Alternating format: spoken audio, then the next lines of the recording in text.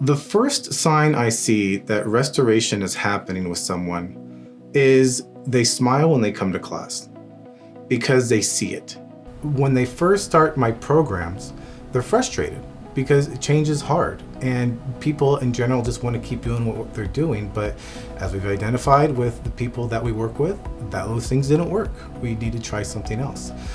But they tell me about times when they talk to their family or something happened at work and they didn't make it worse, right? Those are the silver linings that keep adding up.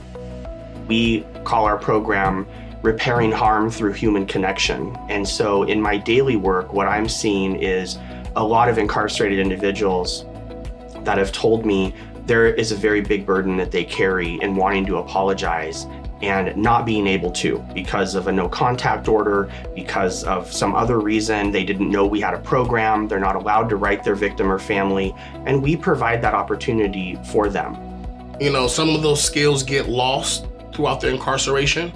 So depending on, their tenure and being incarcerated, by the time they get to us, they may have forgotten how to ride a forklift. They may have forgotten how to operate a pallet jack. They may have forgotten how to, do simple paperwork to take a product from here to there. So that's where we come in place to try and give them the best possible strategy and plan to implement those type of practices and help rebuild that confidence in themselves to when they get to the workplace, they have the tools to be successful.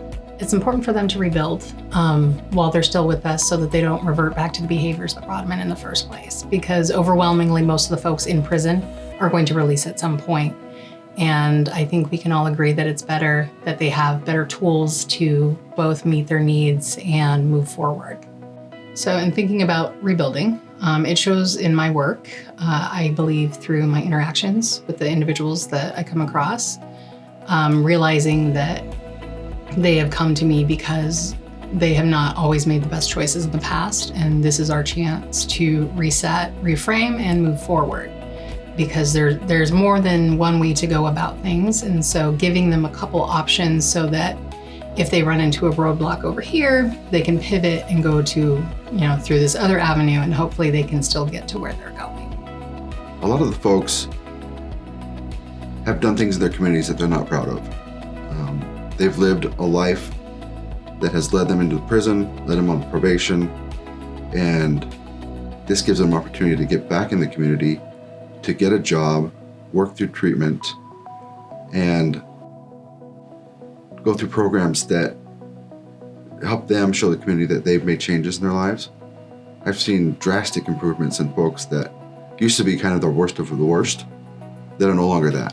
They have jobs, they've completed treatment, they have access to their children again, and that's something that they thought they would never have. And they put a lot of it back on us. The department makes it possible, but they make those decisions to make those changes. I don't have to do these programs, I get to do them. I am so glad that when I get into that classroom and I see those people and I listen to them and I hear about their lives and I hear about the choices they're making, and they're making better ones. That when I go home, I get to be proud about how I'm making the community better, and I could do a million jobs. But this is the one where I get to help people, and that's just part of who I've always been.